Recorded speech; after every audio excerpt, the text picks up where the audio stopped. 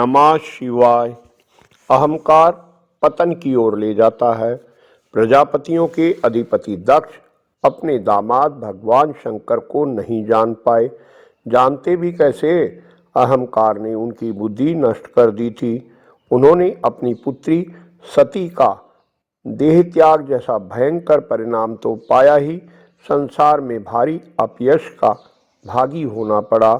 श्रीमद् भागवत पुराण में वर्णित सती के देह त्याग का प्रसंग इस वीडियो में आपके कल्याणार्थ प्रस्तुत है। श्री मैत्रेय जी कहते हैं, विदुर जी, अपनी प्रियतमा सती को समझाने के बाद भगवान शंकर मौन हो गए।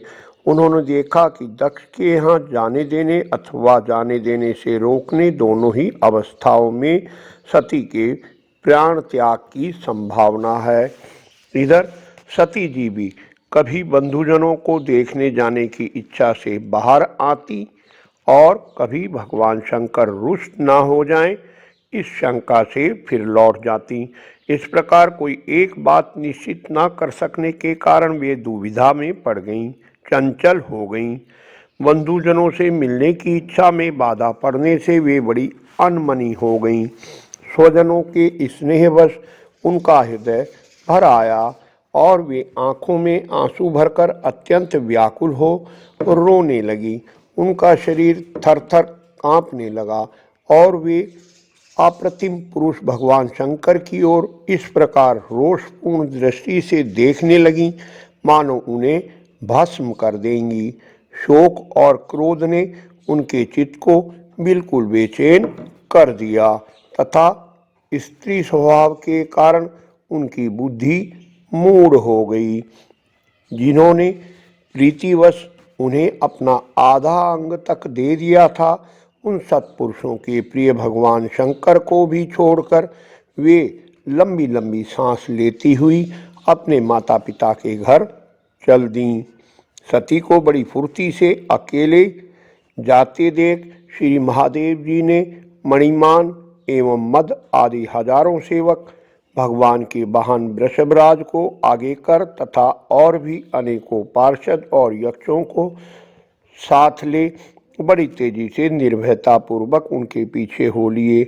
उन्होंने सती को बैल पर सवार करा दिया तथा मैना पक्षी, गेंद, दर्पण और कमल आदि खेल की सामग्री, श्वेत छत्र, चंवर और माला आदि राजचिन्ह तथा दुदुम्बी, शंख और बांसुरी आदि गाने बजाने के सामानों से सुसज्जित हो वे उनके साथ चल दिए। तदंतर सती अपने समस्त सेवकों के साथ दक्ष की यज्ञशाला में पहुंची। वहां वेद ध्वनि करते हुए ब्राह्मणों में परस्पर होड़ लग रही थी कि सबसे ऊंचे स्वर में कौन बोले।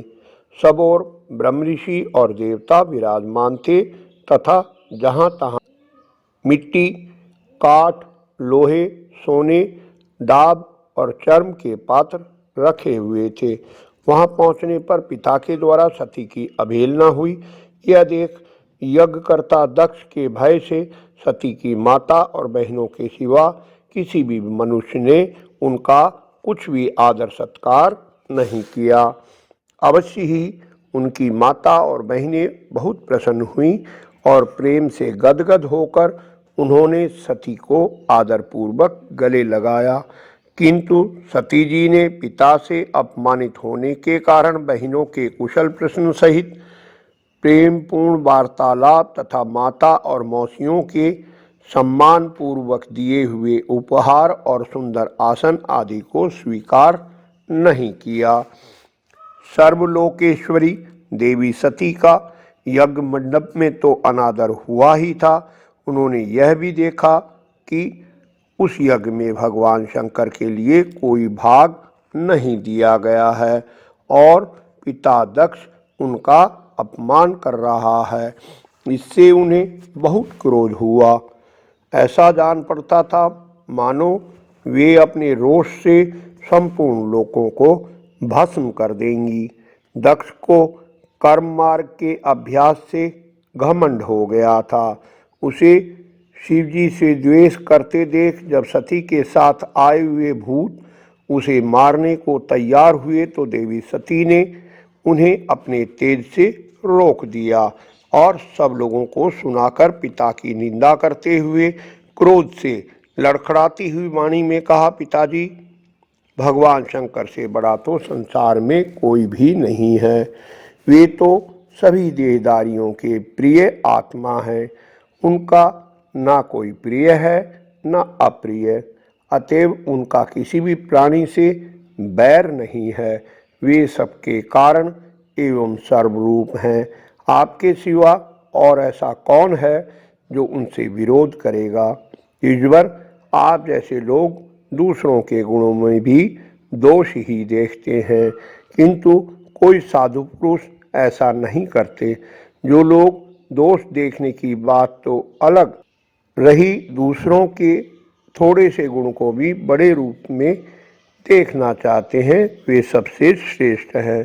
खेद है कि आपने ऐसे महापुरुषों पर भी दोषारोपण ही किया है।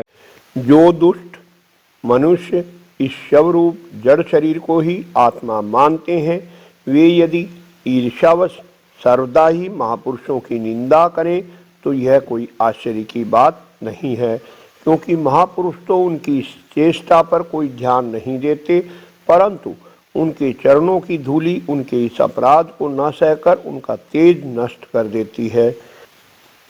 अतः महापुरुषों की निंदा जैसा जघन्य कार्य उन दुष्ट पुरुषों को ही शोभा देता है, जिनका शिव यह 2 अक्षरों का नाम प्रसंगवश एक बार भी मुख से निकल जाने पर मनुष्य के समस्त पापों को तत्काल नष्ट कर देता है और जिनकी आज्ञा का कोई भी उल्लंघन नहीं कर सकता।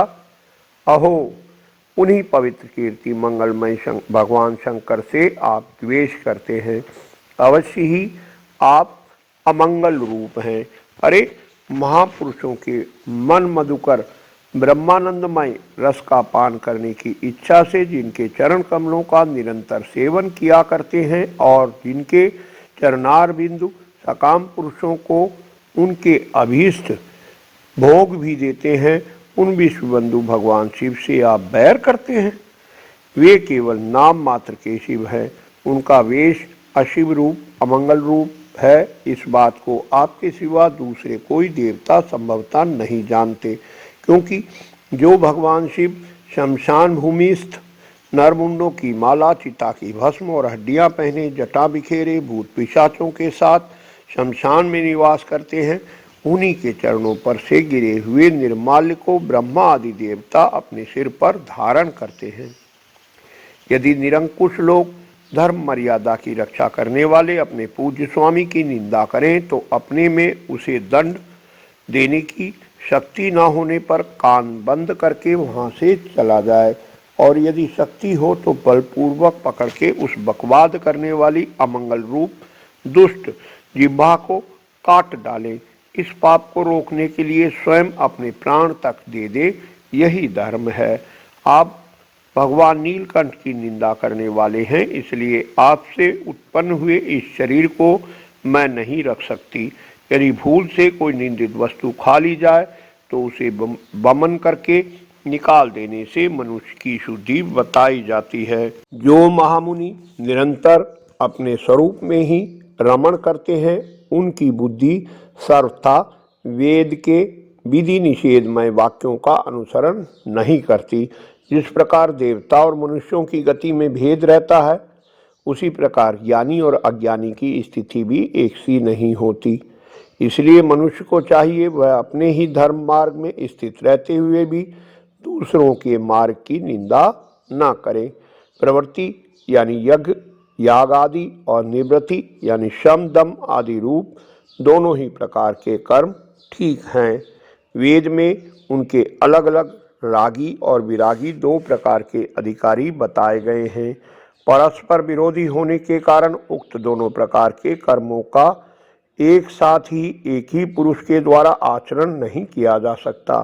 भगवान शंकर तो परब्रह्म परमात्मा हैं, उन्हें इन दोनों में से किसी भी प्रकार का कर्म करने की आवश्यकता नहीं है। पिताजी, हमारा ऐश्वर्य अव्यक्त है, आत्मज्ञानी महापुरुष ही उसका सेवन कर सकते हैं। आपके पास वह ऐश्वर्य नहीं है और यज्ञशालाओं में यज्ञान से तृप्त होकर प्राण पोषण करने वाले कर्मठ लोग उसकी प्रशंसा भी नहीं करते। आप भगवान शंकर का अपराध करने वाले हैं, अतः आपके शरीर से उत्पन्न इस निंदनीय देह को रखकर मुझे क्या करना है। आप जैसे दुर्जन से संबंध होने के कारण मुझे लज्जा आती है। जो महापुरुषों का अपराध करता है उससे होने वाले जन्म को भी धिक्कार है। जिस समय भगवान शिव आपके साथ मेरा संबंध दिखलाते हुए मुझे हंसी में दाक्षायणी यानी दक्ष कुमारी कहेंगे, उस समय हंसी को भूलकर मुझे ही बड़ी लज्जा और खेद होगा। इसलिए उसके पहले ही मैं आपके अंग से उत्पन्न इस शवतुल्य शरीर को त्याग दूंगी। श्री मैत्रेय जी कहते हैं, कामादि शत्रुओं को जीतने वाले विदुर जी उस यज्ञ मंडप में दक्ष से इस प्रकार कह देवी सती मौन होकर उत्तर दिशा में भूमि पर बैठ गईं। उन्होंने आचमन करके पीला वस्त्र ओढ़ लिया तथा आंखें मूंद कर शरीर छोड़ने के लिए वे योग मार्ग में स्थित हो गईं। उन्होंने आसन को स्थिर कर प्राणायाम द्वारा प्राण और अपान को एक रूप करके नाभि चक्र में स्थित किया। फिर उदान वायु को नाभि चक्र से ऊपर उठाकर धीरे धीरे बुद्धि के साथ हृदय में स्थापित किया। इसके पश्चात अनिंदिता सती उसे हृदय स्थित वायु को कंठमार्ग से भ्रकुटियों के बीच में ले आईं। इस प्रकार जिस शरीर को महापुरुषों के भी पूजनीय भगवान शंकर ने कई बार बड़े आदर से अपनी गोद में बिठाया था, दक्ष पर कुपित होकर उसे त्यागने की इच्छा से महामनस्विनी सती ने अपने संपूर्ण अंगों में वायु और अग्नि की धारणा की। अपने पति जगतगुरु भगवान शंकर के चरण कमल मकरंद का निरंतर चिंतन करते करते सती ने और सब ध्यान भुला दिए। उन्हें उन चरणों के अतिरिक्त कुछ दिखाई ना दिया। इससे वे सर्वथा निर्दोष अर्थात मैं दक्ष कन्या हूँ ऐसे अभिमान से भी मुक्त हो गईं और उनका शरीर तुरंत ही योगाग्नि से जल उठा। उस समय वहां आए हुए देवता आदि ने जब सती का देह त्याग रूप यह महान आश्चर्य में चरित्र देखा, तब वे सभी हाहाकार करने लगे और वह भयंकर कोलाहल आकाश में एवं पृथ्वी तल पर सभी जगह फैल गया। सब ओर यही सुनाई देता था, हाय दक्ष के दुर्व्यवहार से कुपित होकर देवादिदेव महादेव की प्रिया सती ने प्राण त्याग दिए। देखो सारे चराचर जीव इस दक्ष प्रजापति की संतान है, फिर भी इसने कैसी भारी दुष्टता की है। इसकी पुत्री शुद्ध हृदया सती सदा ही मान पाने के योग्य थीं, किंतु इसने उनका ऐसा निरादर किया कि उसने प्राण त्याग दिए। वास्तव में यह बड़ा ही असहिष्णु और ब्राह्मण द्रोही है। अब इसकी संसार में बड़ी अपकीर्ति होगी। जब इसकी पुत्री सती इसी के अपराध से प्राण त्याग करने को तैयार हुई, तब भी शंकर द्रोही ने उसे रोका तक नहीं। जिस समय सब लोग ऐसा कह रहे थे, उसी समय शिव जी के पार्षद सती का ये अद्भुत प्राण त्याग देख अस्त्र शस्त्र लेकर दक्ष को मारने के लिए उठ खड़े हुए। उनके आक्रमण का वेग देखकर भगवान भृगु ने यज्ञ में विघ्न डालने वालों का नाश करने के लिए मंत्रों का उच्चारण करते हुए दक्षिणाग्नि में आहुति दी। अधर्म्यु भृगु ने ज्यों ही आहुति छोड़ी कि यज्ञ कुंड से ऋषु नाम के हजारों तेजस्वी देवता प्रकट हो गए। इन्होंने अपनी तपस्या के प्रभाव से चंद्रलोक प्राप्त किया था। उन ब्रह्म तेज संपन्न देवताओं ने जलती हुई लकड़ियों से आक्रमण किया तो समस्त गुहक और प्रमथगण इधर उधर भाग गए। बोलो श्री कृष्ण भगवान की जय। जब महादेव जी को सती के प्राण त्याग का समाचार मिला तो उन्होंने क्या किया, जानेंगे अगली वीडियो में। आशा है वीडियो आपको पसंद आई होगी। कृपया लाइक कर उत्साहवर्धन करें, इष्ट मित्रों से शेयर कर धर्म के भागी बने। निरंतर जुड़े रहने के लिए चैनल को सब्सक्राइब अवश्य कर लें। धन्यवाद। आपका कल्याण हो।